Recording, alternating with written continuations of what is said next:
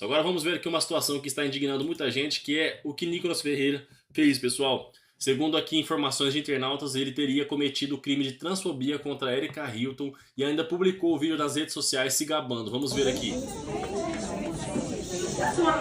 Ultrapassada. Por favor. Vai tratar esse cabelo, vai se cuidar, pelo amor de Deus. Pelo menos ela é ela.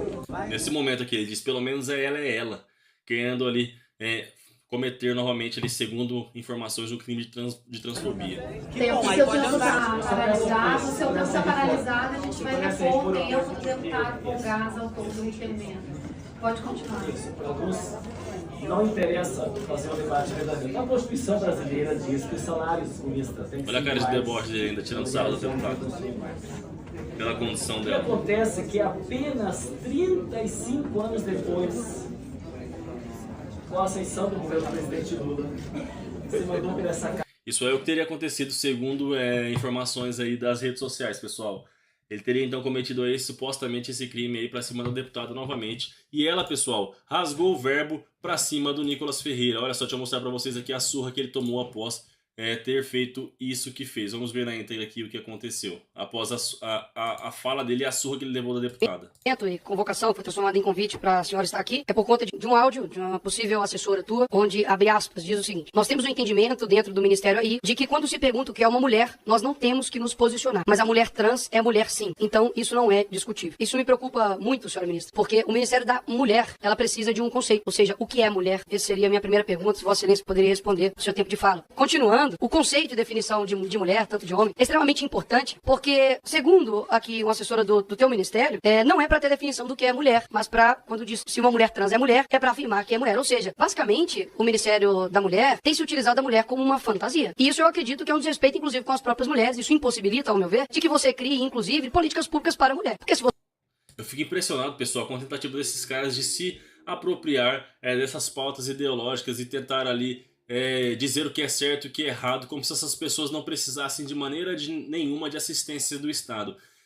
Pessoal, independente do gênero da pessoa, ela ou ele tem o direito a usufruir dos benefícios do Estado, pessoal. Tanto porque eles também pagam impostos, assim como nós. Então não é o Nicolas Ferreira ou qualquer bolsonarista que tem que ditar como o Estado deve ou não agir para cima, agir diretamente para essas pessoas. Elas também devem ser devidamente amparadas, como todos nós somos, sem distinção de classe, gênero ou etnia. Lamento que a senhora Olha a tenha resposta sido dela trazida agora. do Ministério para esta casa para ouvir tamanha atrocidade, tamanha falta de respeito e uma tentativa frustrada de encurralá-la. Não a encurralarão porque Vossa Excelência sabe qual é a política pública que desenvolve no Ministério das Mulheres. Vossa Excelência não é bióloga, não é pastora, não é filósofa. São esses os lugares que precisam de definições claras do que é ser mulher, tentando responder aquilo que o deputado disse. Imagina se Vossa Excelência definisse como mulher, por exemplo, mulheres que parem, mulheres que podem gestar. Aquelas que não podem, ministra, não porque não são, porque são trans, porque nasceram sem poder, o que seria delas? Mulher é uma gama plural, diversa. Imagina se Vossa Excelência quisesse definir mulher por raça, por classe econômica, o que seria das mulheres negras, das mulheres indígenas, das mulheres do campo, das mulheres rurais? Políticas públicas se faz com capilaridade. E para o Estado brasileiro, mulheres transexuais também são mulheres, e esta não é uma vontade da extrema-direita. Esta é uma definição do Judiciário brasileiro, reconhecido pelo Supremo Tribunal Federal.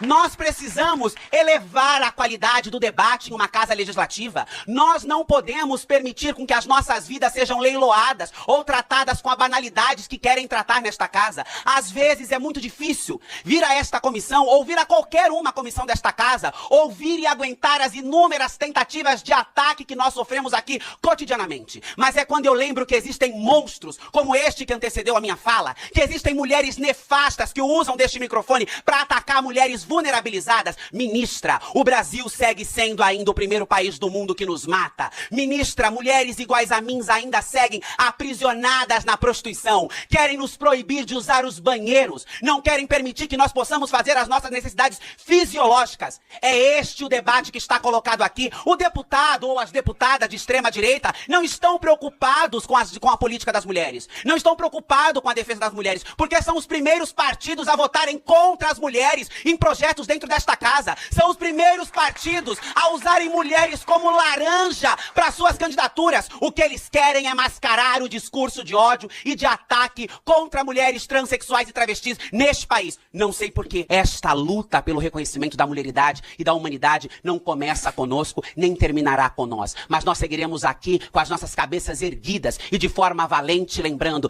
todas as mulheres importam. E para o Estado brasileiro, nós, mulheres transexuais e travestis, também somos mulheres e somos dignas de toda e qualquer política pública que nos tire da marginalidade, da violência e da compulsoriedade. Exatamente, pessoal, como foi dito pela deputada aí. Cabe ao Estado brasileiro dar ali, então, apoio, dar ali, cumprir com seus deveres com todas as pessoas, independente do gênero, independente da escolha, independente da etnia, raça ou poder aquisitivo. O Estado, ele tem que amparar a todos os brasileiros, todos, absolutamente todos. Então, fica aí pro Nicolas Ferreira parar com essa tentativa. Ele faz isso por quê, pessoal? Porque ele sabe que dá curtida, que dá like, que tem muito bolsonarista alienado ali que acredita em tudo que ele fala.